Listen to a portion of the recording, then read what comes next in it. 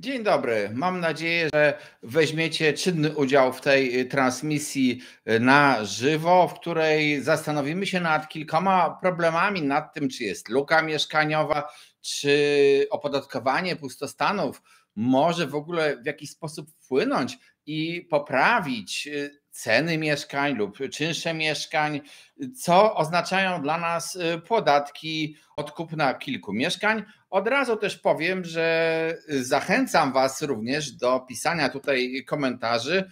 Być może się jakaś dyskusja wywiąże, a jeżeli by ktoś chciał nam sprawić wielką przyjemność, no to zapraszamy również do wspierania tego kanału, uczestnictwa w superczacie i tak dalej. Macie wiele możliwości. Od razu też powiem, że proszę nie łapać mnie za zdanie, za coś takiego, że ja powiem coś, że coś rośnie, a wy mówicie, a u mnie w mojej miejscowości spada, albo ja powiem, że spada, a wy powiecie, że rośnie.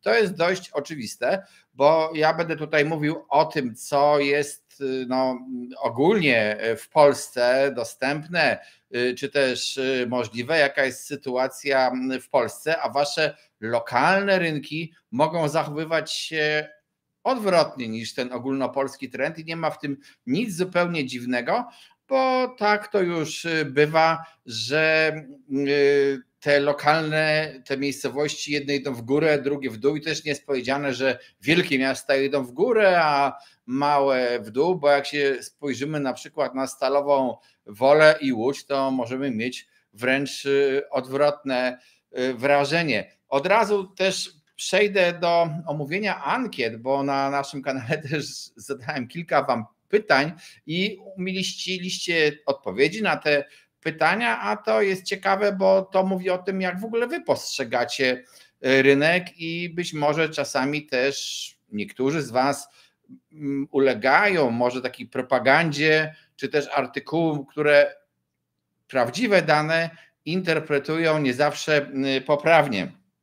Zapytałem się was na kanale, czy istnieje w Polsce luka mieszkaniowa, czy jest brak mieszkań. 42% respondentów odpowiedziało, że luki mieszkaniowej nie ma, a jeżeli jest, no to do 200 000 to dodatkowe 15% odpowiedziało. Dlaczego zatem u nas się buduje ponad 200 000 lokali mieszkalnych rocznie? Dlaczego ludzie budują, skoro tej luki nie ma? I tym się zajmiemy w tej audycji. Przy okazji też namawiam do w ogóle subskrybowania kanału. Jeżeli go jeszcze nie subskrybujecie, będzie miło. I miło mi, konsultancie biznesowy, również cieszę się, że ciebie widzę, że coś napisałeś. Teraz druga sprawa. Czy opodatkowanie pustostanu zwiększy podaż mieszkań?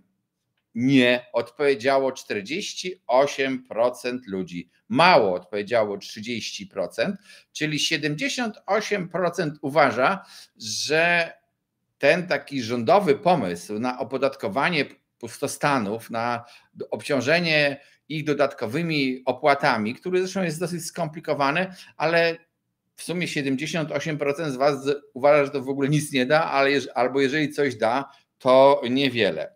Czy podatki od kupna kilku mieszkań zmniejszą czynsze albo czy zmniejszą ceny? Jeżeli chodzi o czynsze, 80% uznało, że opodatkowanie ludzi, którzy mają ileś mieszkań i kupują kolejne i kolejne, chodzi o ten pomysł na przykład kupowania więcej niż 5 mieszkań, nie da nic. 80% nie wpłynie to na czynsze, a na ceny 60%. Czyli jak gdyby to, co wy sądzicie o rynku nieruchomości i o tych nowych pomysłach rządowych, jest przez was odrzucane. Nie akceptujecie tego albo mówicie w każdym razie, dobrze, to nie da wiele, to nie będzie miało wielkiego wpływu. Czy tak jest? Zastanówmy się, ale może najpierw kilka takich danych, twardych danych o rynku nieruchomości, no bo warto jest chodzić po ziemi twardo. Tutaj widzę, że ktoś pisze, że rządowy program dopłat to rozdawnictwo, a pan konsultant biznesowy lub pani konsultant biznesowy, pozdrawiam jeszcze raz.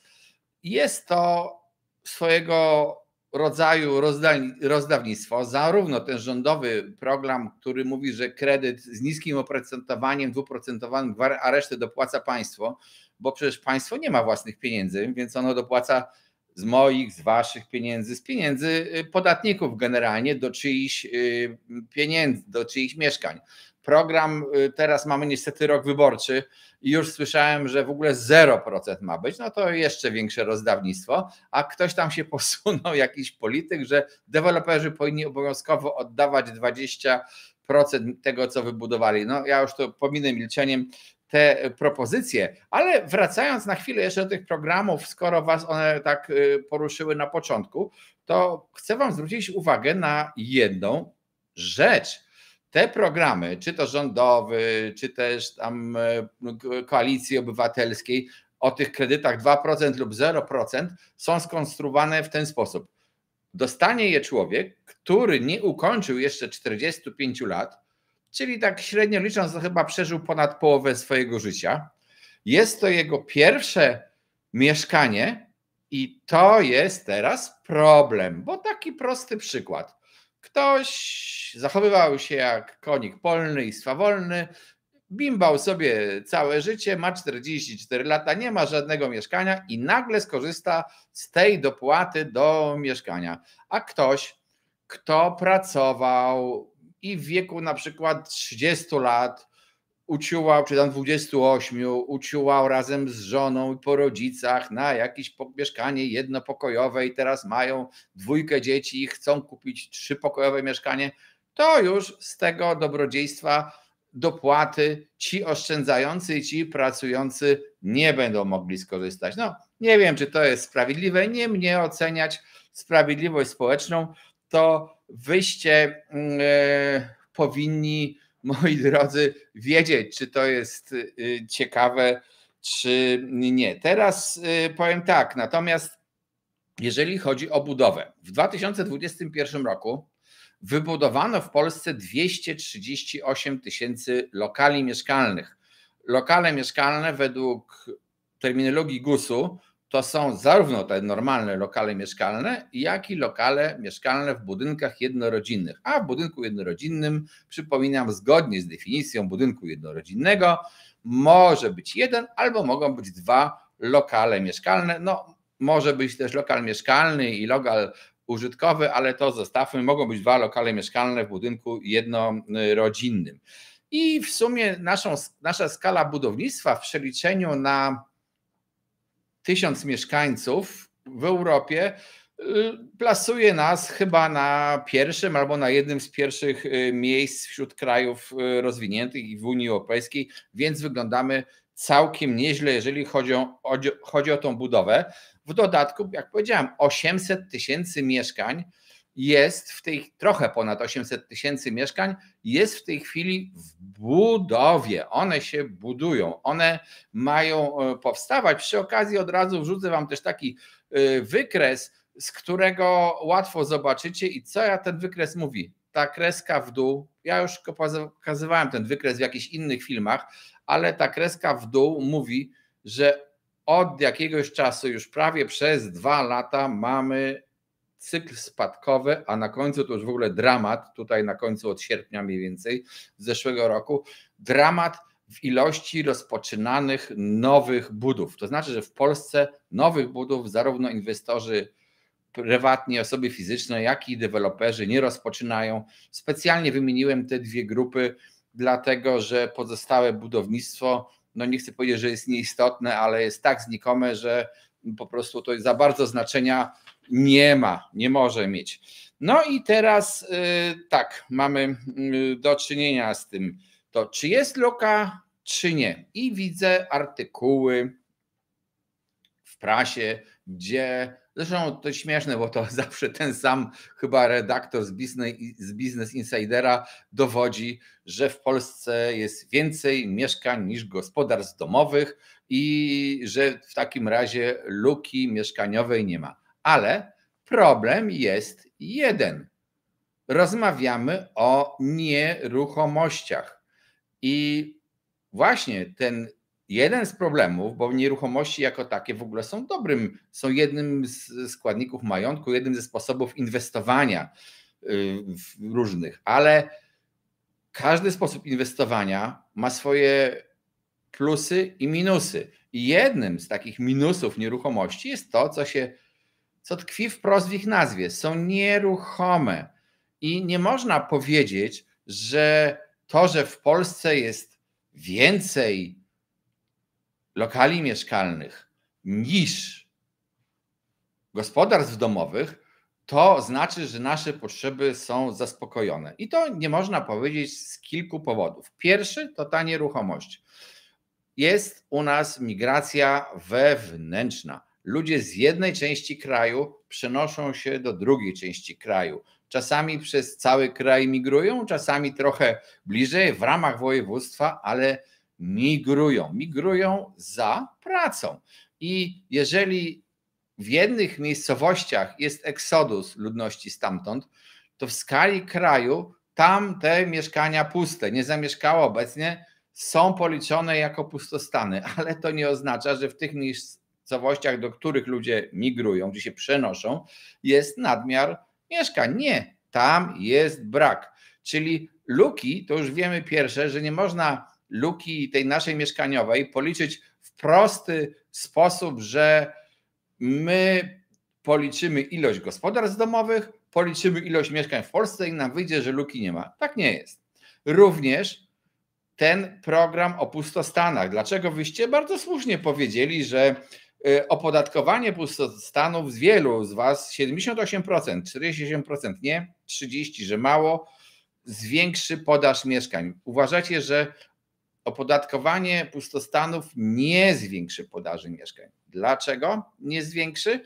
No właśnie dlatego, że ta podaż, że te pustostany często występują tam, gdzie nikt nie chce mieszkać i ludzie by chętnie chcieli mieć lokatora, chcieli mieć nawet tego najemcę, ale dziękuję pani Dorocie, 10 zł, dziękuję za wsparcie, to w ogóle od razu brawa, dziękuję bardzo, kłaniam się, ale wracając do rzeczy, te pustostany, powiedziałem, że nie są tam, gdzie chcemy mieszkać, te mieszkania, ale jest też wiele mieszkań w złym stanie technicznym lub są mieszkania demode, po prostu w takich blokach, gdzie już nikt nie chce mieszkać i te pustostany będą trwały. Owszem, jest mała grupa ludzi, którym się pomyliło coś i zaczęli uznawać, że nieruchomości to się inwestuje tak samo jak w sztabki złota.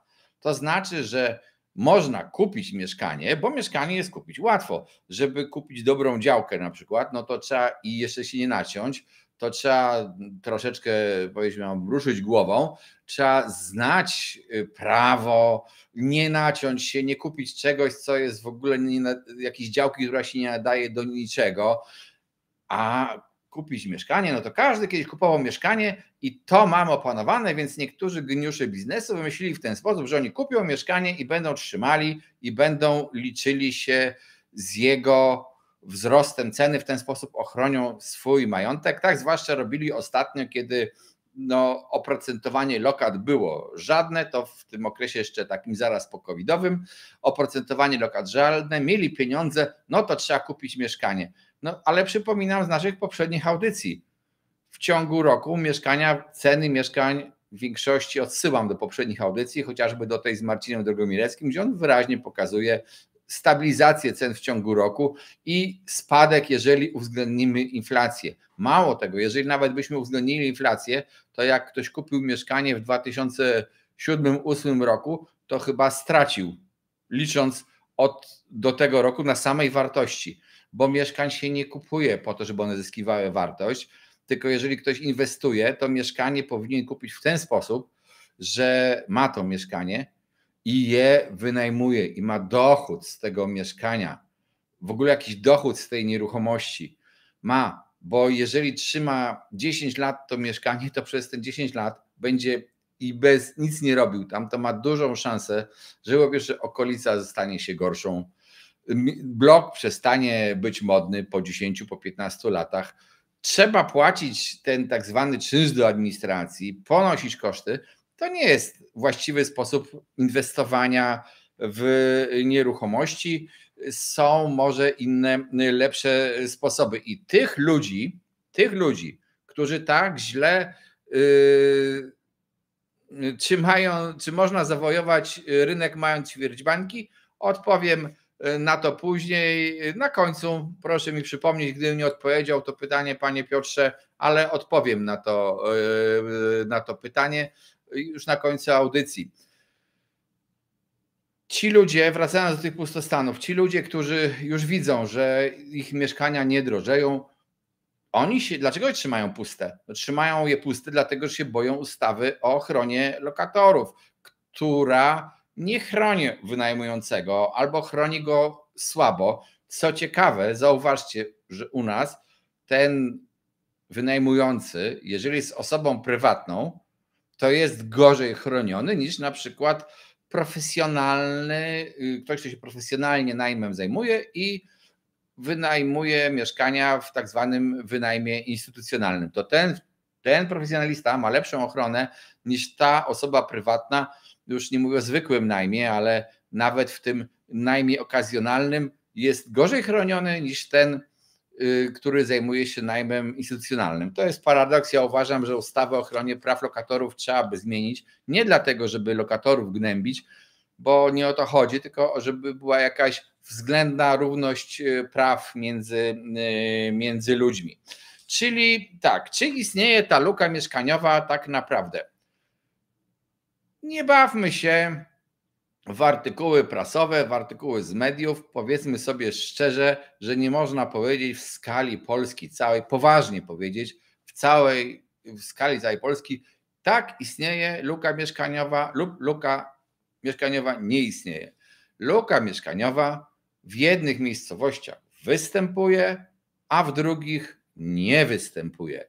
I to na przykład też bardzo fajnie widać po cenach mieszkań i po tym, gdzie budują deweloperzy. Czasami są jeszcze ciągle takie miejscowości, gdzie cena czy też koszt wybudowania przez dewelopera mieszkania byłby większy niż to, co można uzyskać na wolnym rynku za mieszkanie z rynku wtórnego. To raczej wskazuje, że w tej miejscowości to tak nie za bardzo mamy do czynienia z luką mieszkaniową, a tam, gdzie ta różnica jest dużo większa, no to tam widać, że jest popyt, więc jeżeli chcecie inwestować gdzieś, to trzeba po prostu sprawdzić daną miejscowość, czy w danej miejscowości rozwija się rynek pracy, czy ludzie tam chcą. I wrócę jeszcze raz do tego przykładu Stalowej Woli i Łodzi. Dlaczego ludzie w Stalowej Woli chcą mieszkać i dlaczego tam mieszkania są drogie?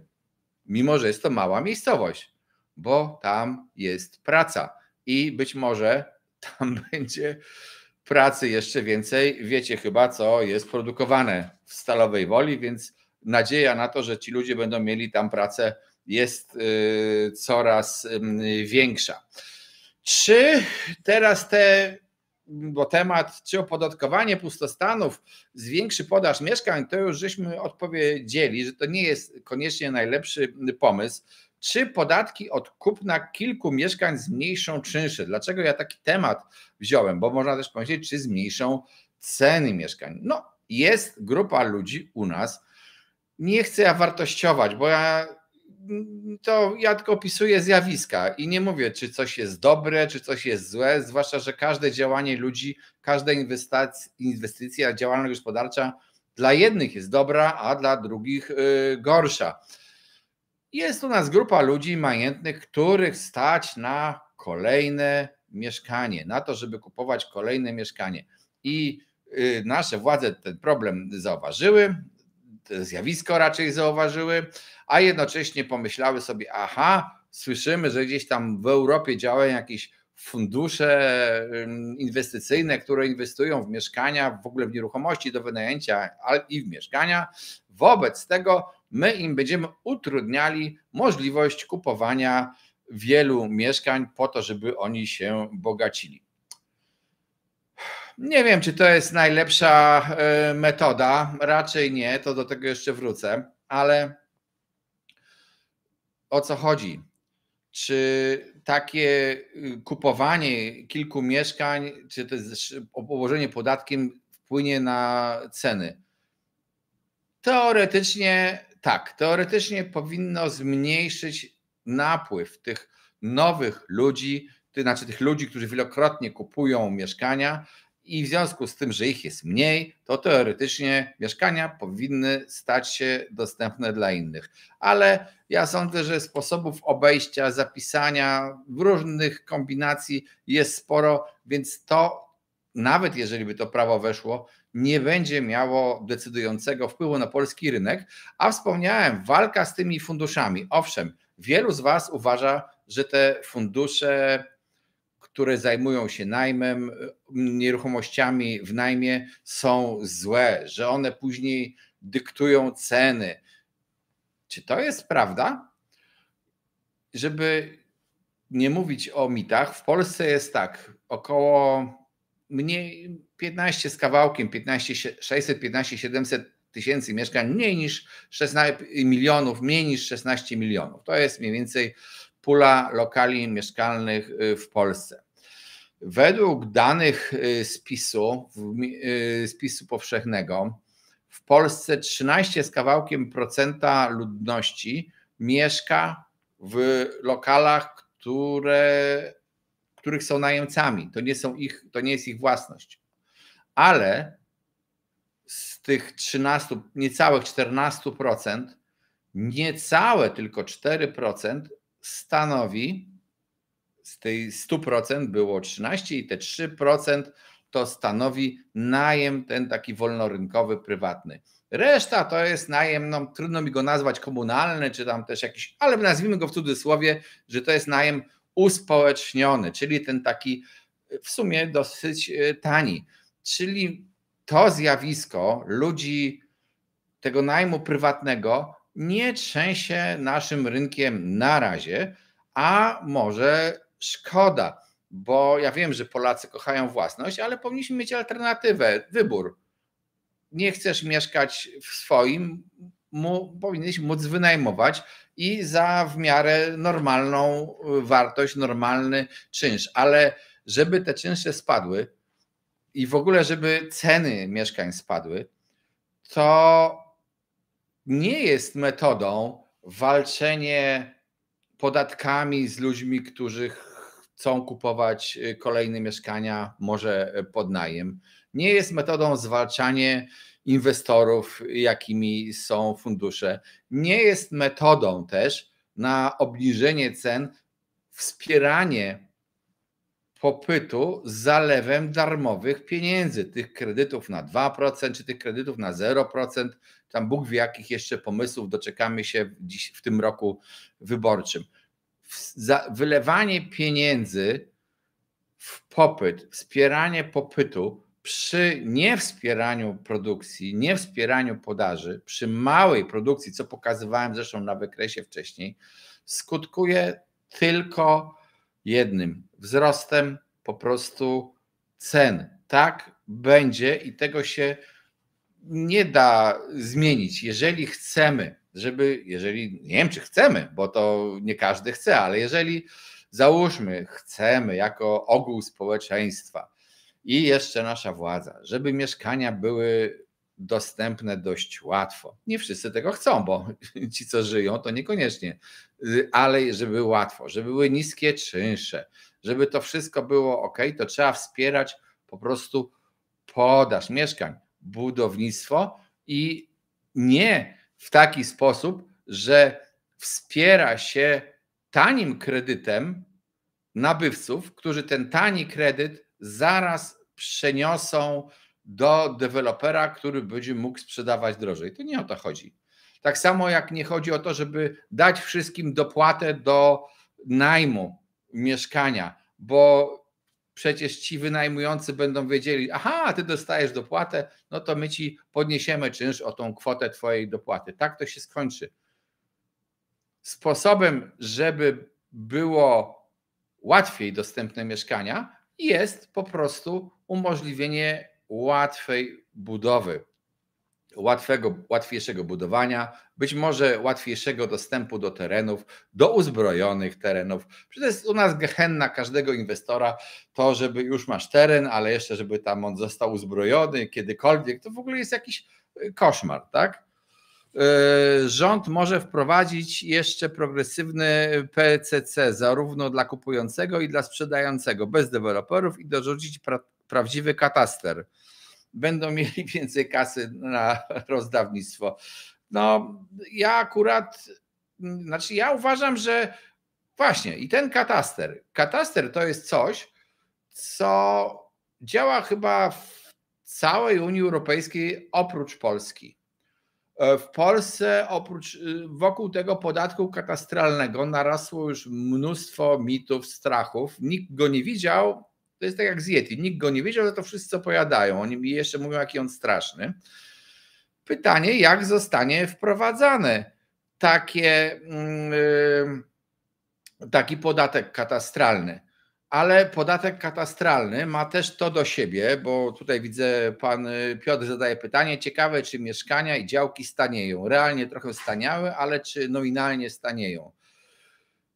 Zobaczymy, ale w ogóle po to, żeby była podaż gruntów, to też trzeba na przykład skłonić w jakiś sposób właścicieli, zachęcić, żeby sprzedawali. A nasze prawo jest tak skonstruowane, że jeżeli na przykład, wyobraźcie sobie, jesteście właścicielami działki i gmina uchwaliła zmianę planu zagospodarowania przestrzennego w ten sposób, że teoretycznie wartość waszej działki wzrosła. I teraz gmina mówi tak, jeżeli w ciągu 5 lat sprzedacie tą działkę, to zapłacicie do 30% wzrostu wartości.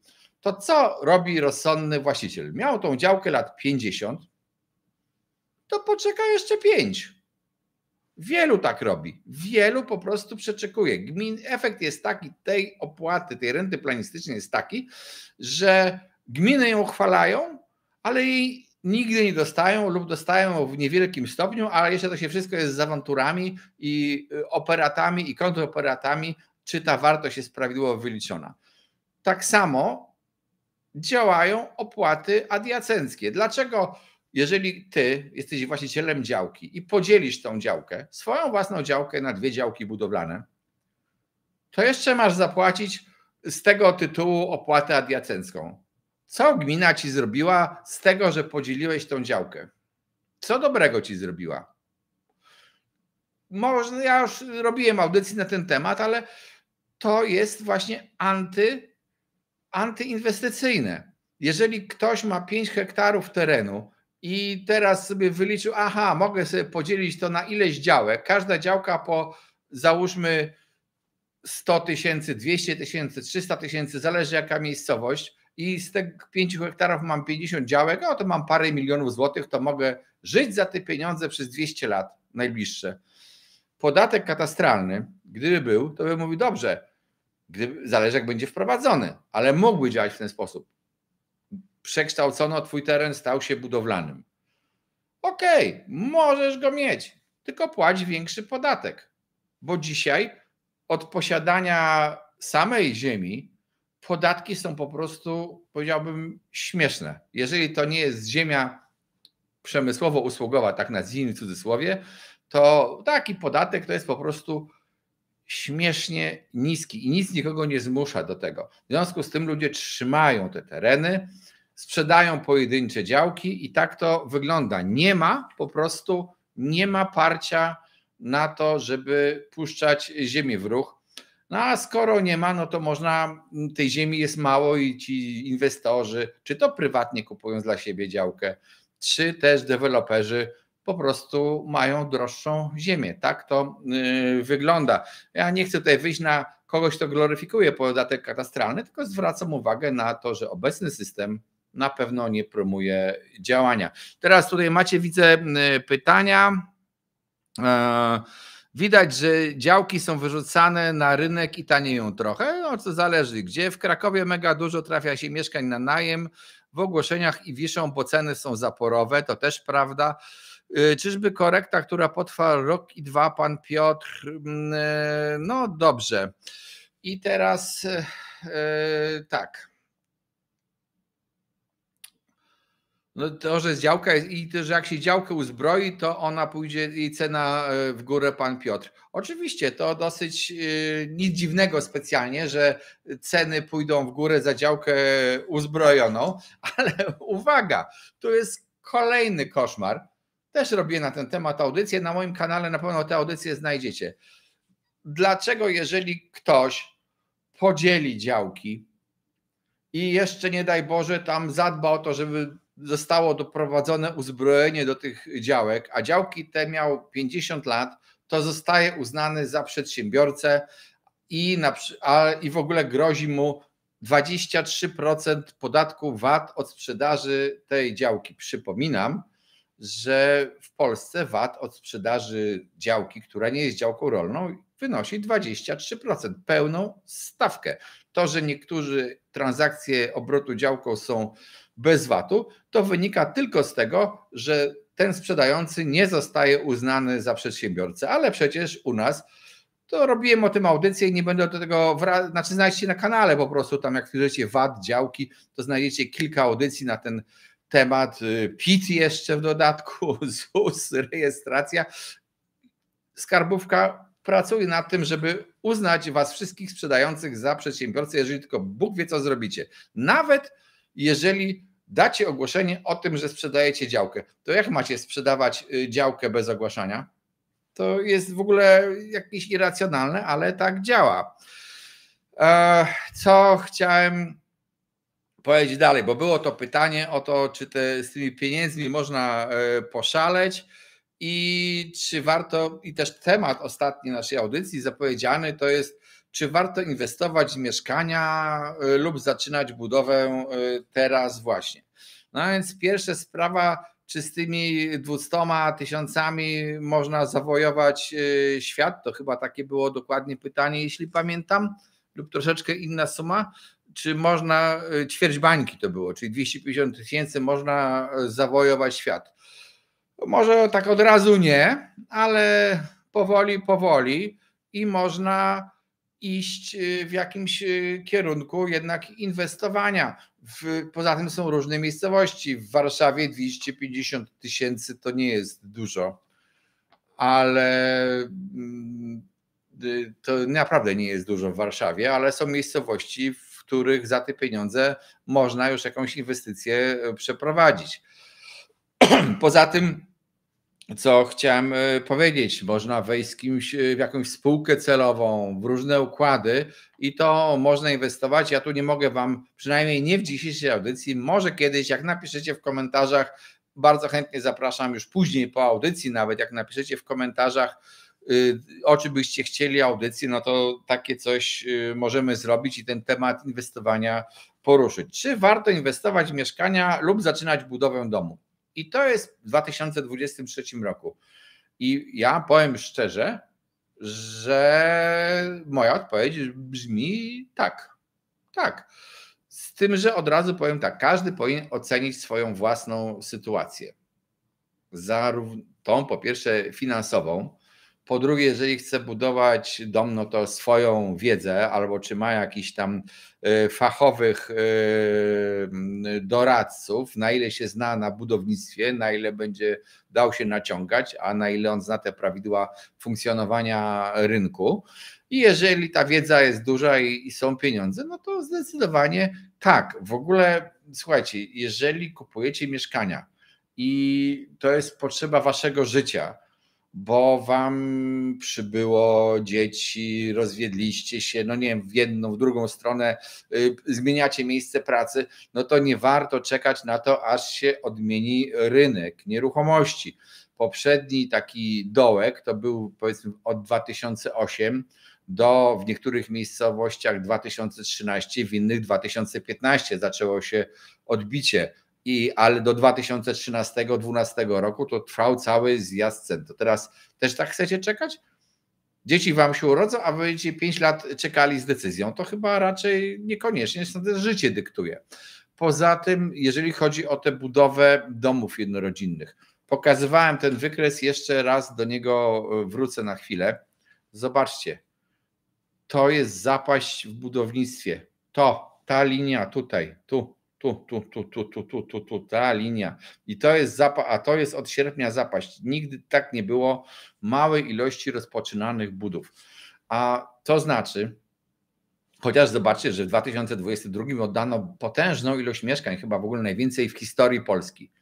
No to ci, którzy się zajmują wykończeniówką, układaniem glazury, to jeszcze w 2022 roku raczej na robotę nie narzekali, ale dlaczego tak oddano do użytku? Bo to było kończenie budów rozpoczętych kilka lat temu, a u deweloperów wręcz zakontraktowanych kilka lat temu. Natomiast jak oni nie rozpoczynają nowych budów, to pierwsi będą cierpieli ci, co robią fundamenty, wznoszą mury i tak dalej. To jest ta branża będzie cierpiała, a potem zaraz cierpieć będą cieśle, którzy stawiają stropy i dachy robią dekarze, potem będą cierpieć już dalej znowu ci wykończeniówcy. Ta fala do nich dojdzie. I wszędzie mówią w audycjach: Jezu, strasznie ceny energii rosną, wszystko jest drogie, będzie drożyzna i w ogóle nie daj Boże. Nieprawda.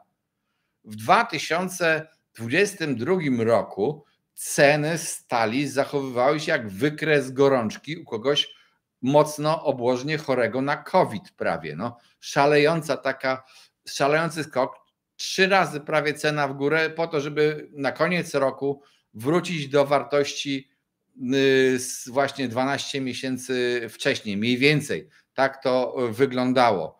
Teraz troszeczkę się tam stal zbrojeniowa odbija, ale to już są te ceny, które były normalne, a nie te takie szczytowe. I kto kupował i wtedy budował i kupił te materiały w cenach szczytowych, no to ja mu po prostu współczuję, źle kupił. Są fabryki, które ograniczają produkcję.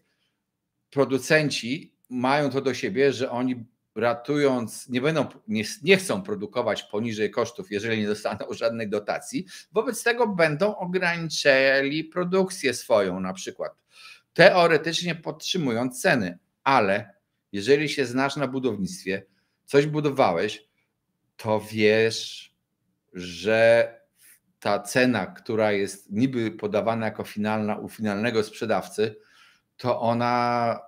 to w niej cena producenta czasami jest poniżej 50% wręcz. Tam jest jeszcze i marża hurtowni, i marża tego detalisty i tak dalej. I oni wszyscy muszą z czegoś żyć. Mają swoje wydatki. Załogi mogą gdzieś tam zwolnić, ale mają sprzęt, mają raty leasingowe, mają różne rzeczy, na które muszą wydawać pieniądze i z czego oni to mają mieć, jak im nagle ilość budów spada o połowę, czy o 40%, czy o 50%. No tego ubytku to nie jest o 5%, tylko aż tak wielki ubytek. I co oni robią? Tak jak w każdym kryzysie. Zaczynają konkurować między sobą. Zaczynają się upusty, rabaty, coraz większe. Wykorzystaj to, po prostu. Ja powiedziałem, że każdy kij ma 2 końce. To, co jest przykre dla sprzedających materiały budowlane, to, co jest przykre, czy będzie przykre dla ekip budowlanych, to będzie dobre dla tego, kto inwestuje i buduje. 2 lata temu było dokładnie odwrotnie. Hossa w budownictwie, parcie na materiały budowlane. W ogóle pamiętajcie, że wiele materiałów budowlanych to jest rynek światowy. Brak materiałów wręcz budowlanych, no to powodował, że ten kupujący traktowany był, nie wiem jak to powiedzieć, no fatalnie, delikatnie mówiąc, był traktowany fatalnie. Dzwoniono do nas, mówią: słuchaj, jest coś do kupienia, ale musisz w ciągu 2 godzin pieniądze przesłać, albo coś tam. Decydujesz się albo nie, jutro będzie drożej.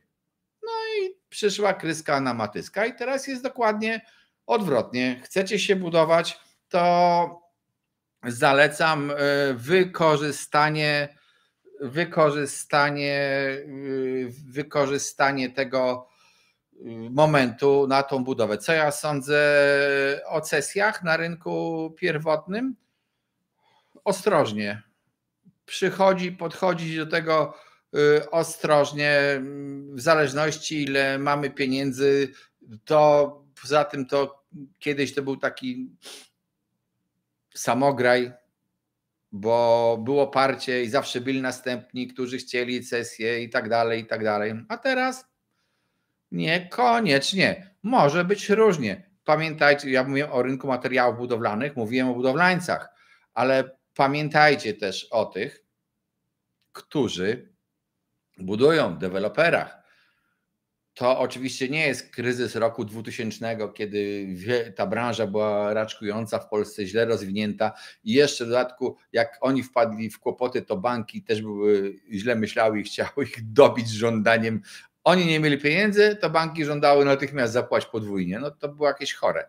Teraz ten rynek jest bardziej rozwinięty i wiele firm deweloperskich w Polsce są to firmy okrzepłe, wiedzące co robią, z zasobem pieniędzy i one ten kryzys przeżyją. Zresztą pamiętajcie, że firmy deweloperskie to szczerze mówiąc nie mają aż tak bardzo problemu z załogami na przykład, bo to raczej dotyczy firm tych budowlanych, a nie tych firm deweloperskich, ale to już jest szczegół. Natomiast są też deweloperzy, którzy weszli, zwłaszcza w ostatniej fazie tej hossy i mogą być na takie nieprzygotowani, nie mieć doświadczenia, nie mieć odpowiednich zasobów finansowych, więc tak, no to tam kupowanie cesji, coś się nie wybuduje i tak dalej, no to jest takie różne. Słuchajcie, no dzisiaj o podatkach, panie Bartłomieju, o gospodarstwie rolnym to nie będziemy rozmawiali tutaj, tak szczerze mówiąc, to w ogóle warto, ja nie jestem w stanie odpowiadać tak prawdziwie i brać odpowiedzialności za to, co powiem, jeżeli nie widzę dokumentów, więc przepraszam, tutaj nie odpowiem na to pytanie. Słuchajcie, tak, bardzo bym prosił, w ogóle dziękuję pani Dorocie i tam tak, tym, którzy wpłacili na przykład tutaj wsparli ten super czat, dziękuję im. Dziękuję pozostałym wam za udział w czacie. Jeżeli macie jakieś jeszcze pytania, to napiszcie, bo będziemy kiedy się spodziewam luki podażowej. Panie Grzegorzu, powiem to, luki podażowej, czyli nadpodaży mieszkań. O to chyba chodziło. Domyślam, że będzie, tak jak powiedziałem na początku, z tą luką, to o to chodzi? O to? Czy że będzie, powiedziałem na początku, że u nas brak mieszkań występuje, w jednych miejscowościach występuje, w jednych nie.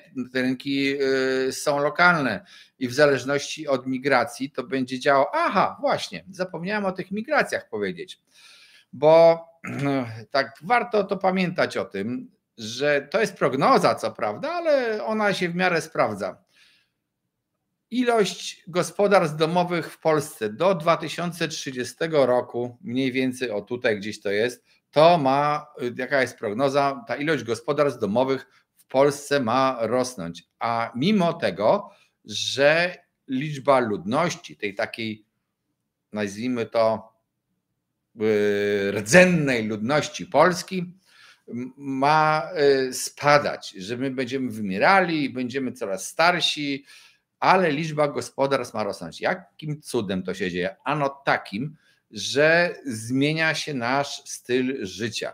Mamy coraz więcej singli, jakichś związków partnerskich, ale w tych związkach nawet jak są dzieci, no to jest to jedno dziecko, mniejsza liczba dzieci.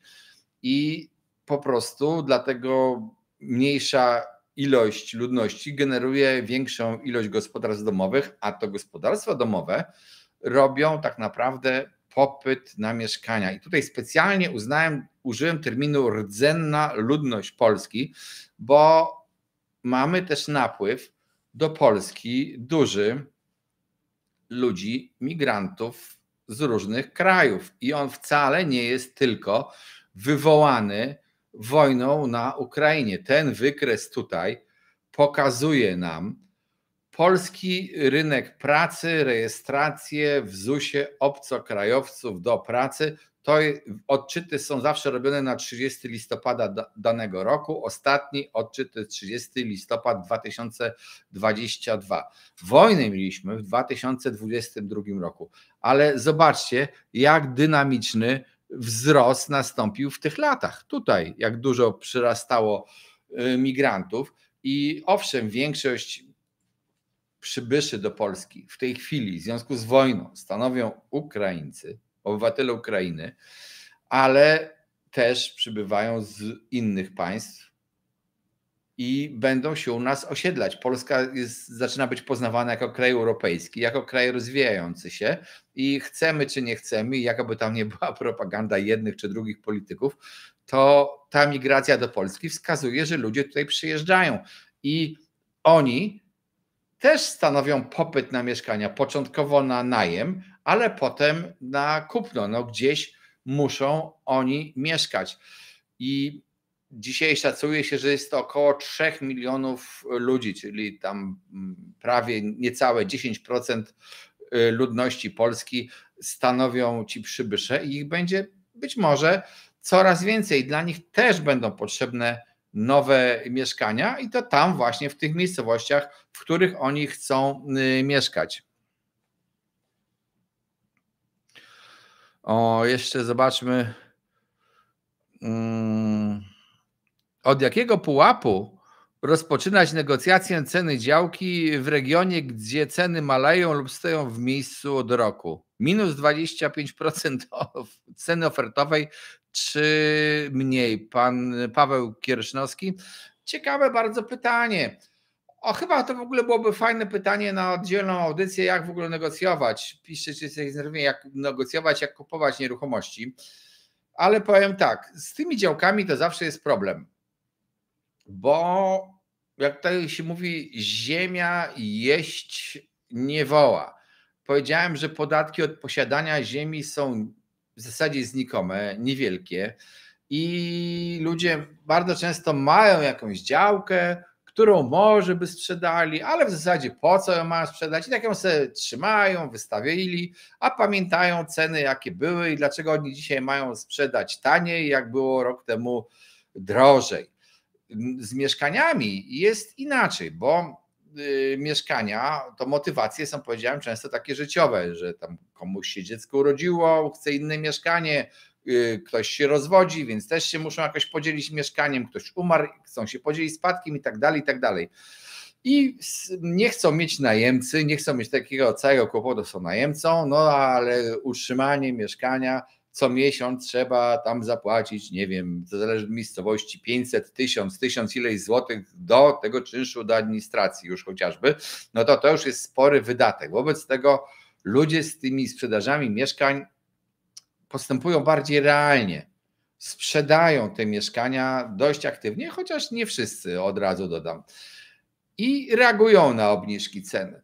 A ci sprzedający działki bardzo często mówią, ja sobie poczekam, to sprzedam nie teraz, to za 2 lata przyjdzie ktoś, bo ziemi nie produkują i to też mają rację. Mieszkanie się starzeje, dom się starzeje, no a ziemia niekoniecznie. I mając to poczucie, oni bardzo często są twardzi w negocjacjach, ale są też wśród nich tacy, którzy chcą jednak sprzedać tę działkę. No a nie wiemy, przystępując do negocjacji, nigdy nie wiemy, od czego zaczynamy. Ja uważam, że to nie ma takiego wskaźnika, czy minus 25%, czy mniej. Spróbować. Trzeba spróbować w negocjacjach. Zawsze ta pierwsza oferta, ja też przyjmuję zawsze zasadę, nigdy nie należy wierzyć w pierwszą ofertę. To jest tylko taki próbny strzał. Trzeba spróbować bardzo dużo wyczuć w ogóle sprzedającego, czy jak jemu bardzo zależy, czy dla niego argumentem jest szybka płatność, czy nie. To jest negocjacja nieruchomości, to nie tylko jej cena, ale właśnie pozostałe warunki. I Panie Krzysztofie, nie ma nic złego, żeby taką propozycję złożyć. Czy kupować dziś mieszkanie, Piotr Piotrowski, czy kupować dziś mieszkania na kredyt na wynajem? Czy czekać? Pani Dorota, czy będzie Q&A na żywo? To byłby hit. No, ale jakie to byłyby pytania? Może zrobimy taką sesję pytań i odpowiedzi. Proszę o jakieś propozycje, bo musielibyśmy zawęzić temat tak, żeby nie kręcić się dookoła. Czy kupować mieszkania na kredyt na wynajem? Wszystko zależy, ile tego kredytu trzeba wziąć. Czy dużo, czy mało, jaka jest sytuacja finansowa tego, kto chce kupić i wziąć kredyt. Dzisiaj to jest taka, znaczy jeżeli przy takim dużym zadłużeniu się, to może być średnia relacja między wartością, znaczy wysokością raty, a możliwym czynszem do uzyskania.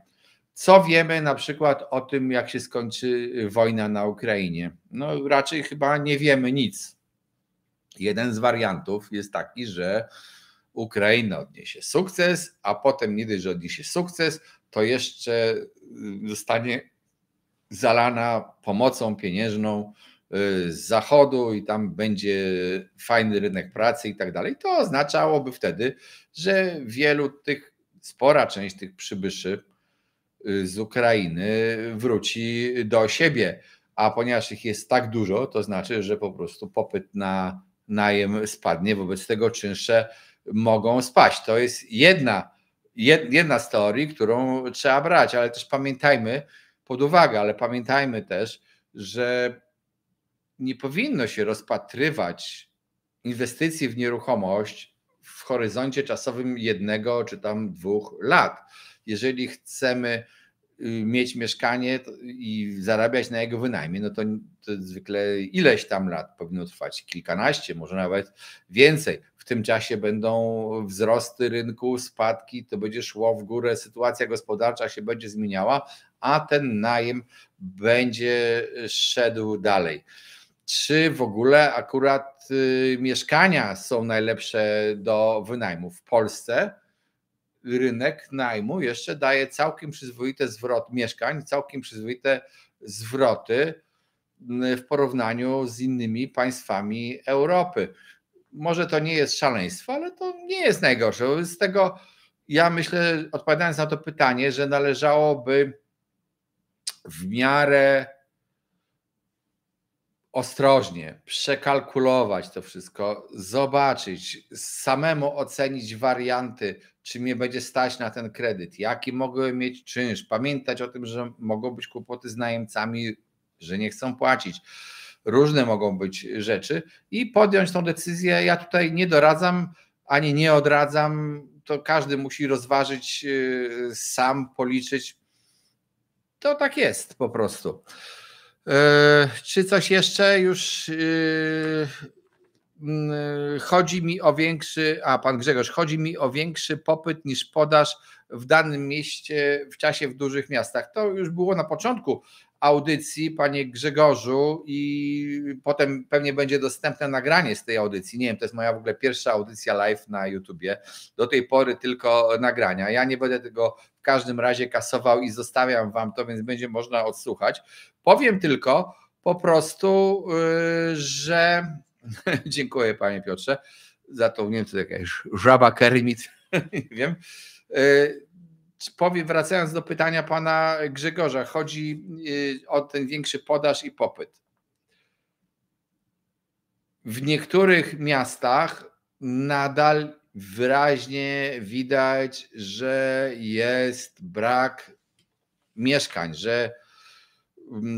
i teraz jeszcze ważna rzecz, słuchajcie, mówimy tak bezrefleksyjnie o tym popycie, ale co to jest popyt? Popyt to ma dwie części, to jest potrzeba posiadania, czyli ktoś chce mieszkać, chciałby mieszkać, poparta posiadaniem pieniądza. I to, że na przykład ja bym chciał mieć, nie wiem, czy tam ktoś chce mieszkać w jakimś ogromnym mieszkaniu 400-metrowym, to on ma taką potrzebę. ale go stać na kawalerkę, to on nie tworzy popytu na te 400-metrowe mieszkania. A jak go nie stać nawet na kawalerkę, to nie tworzy żadnego popytu.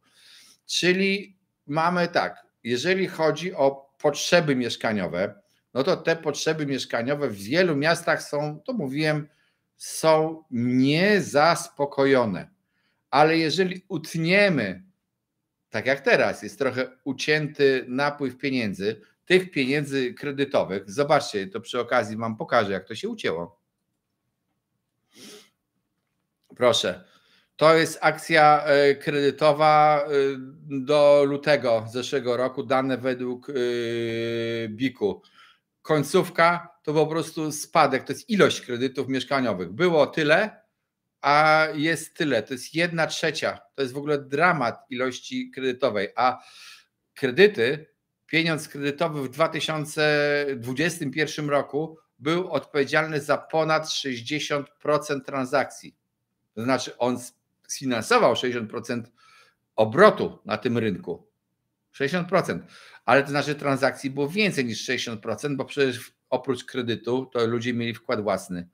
Poza tym pieniądz, mieszkanie, które kupili od kogoś klient kredytowy, a ten ktoś poszedł dalej i kupił mieszkanie za gotówkę, to już nie był policzony jako kredytowy, ale tak naprawdę ta druga transakcja była możliwa dzięki temu, że ten pierwszy nabywca dostał kredyt. No to tak potężny spadek akcji kredytowej oznacza obcięcie popytu w tej chwili, ale zakładam, że zgodnie z cyklem gospodarczym, bo przecież nic nie trwa wiecznie, te kredyty ruszą, pieniądze ruszą, nowe pieniądze zaczną płynąć. Zresztą banki się do tego przygotowują. Ja myślę, że przejdą na ofertę kredytów o stałym oprocentowaniu. Może nie przez 30 lat, ale przez jakiś czas będzie stałe oprocentowanie, przez dłuższe okresy, jakieś tak jak jest to na świecie. I wtedy ludzie będą sami się decydowali. Wtedy się okaże, czy jest lepiej. Lokata na 4%, na czysto, mieszkanie 6%. W którym kraju tak jest? Tak? Tak bywa. Być może, ale są różne lokaty. Czy działki przemysłowe pójdą w górę, czy w dół? O, panie Bartłomieju, zależy jaka okolica, jakie miejsce, ale w Polsce już wiele przemysłowe, w ogóle takie pod lokale usługowe, czyli pod magazyny, spedycje, różne rzeczy.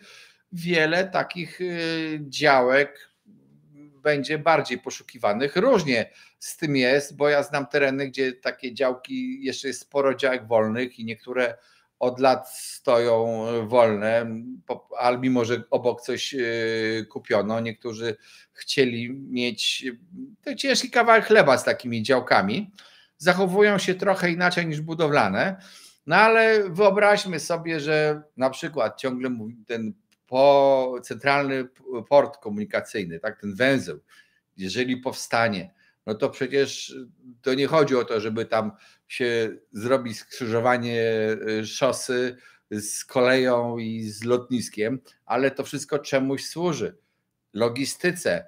Tam może być spory popyt na takie działki, a pamiętajcie też, że to jest też tak, że przy okazji, że jak jakiś wchodzi element taki ważniejszy gospodarczo, segment wchodzi w jakiś teren, to on generuje mnóstwo miejsc pracy. Jak no przykład, jeżeli w jakiejś miejscowości w Stalowej Woli otworzą nowy oddział huty, który będzie musiał zatrudnić nowych 1000 osób w tej hucie, to z tymi 1000 osób, z tym 1000 osób przybędzie jeszcze ich dzieci, ich rodziny. Te rodziny będą chciały chodzić do fryzjera, to będą musieli być dodatkowi fryzjerzy. Ci fryzjerzy też będą mieli dzieci, będą szkoły. To się wszystko nakręca. Jedno stanowisko w takim kluczowym segmencie pracy tworzy ileś stanowisk dodatkowych i też po prostu nakręca popyt na nieruchomości. I tak może być, jeżeli powstanie, podkreślam słowo jeżeli, ten port komunikacyjny. Nie wiem, czy będzie, czy nie. Zobaczymy. Słuchajcie, godzina upłynęła. Nie wiedziałem, że to tak długo potrwa ten live. To był mój pierwszy live i tak dalej. Może będziemy robili kolejne live'y. Zapraszam Was do subskrybowania mojego kanału na YouTubie, do pisania nam też w komentarzach, o czym chcecie, żebyśmy audycje robili, zadawania pytań. Na większość z tych pytań będziemy starali się odpowiedzieć, no oczywiście, jeżeli możemy. Nie możemy zrobić konsultacji indywidualnych, no przepraszam, bo to nie mamy takiej możliwości nawet po prostu. Jeżeli chcecie wiedzieć więcej, no to też zapraszam na Cement24, to jest strona ze szkoleniami o nieruchomościach, nie tylko dla pośredników, ale nie tylko dla pośredników, nie tylko pośrednicy z niej korzystają. No i też oczywiście zachęcam do wspierania naszego kanału. Wspierający zawsze w zamian za to wsparcie dostają dostęp do większej ilości treści, do czegoś ekstra, a nawet w niektórych wariantach, i tutaj już możemy sobie porozmawiać indywidualną, nawet jakieś takie indywidualne spotkanie na czacie możemy sobie, czy też online zrobić w ramach tego wsparcia. Życzę Wam dobrego wieczoru, dobrej niedzieli, dobrego nastroju i dziękuję bardzo za udział w audycji. Dzięki, trzymajcie się, wszystko będzie dobrze na pewno. Hej.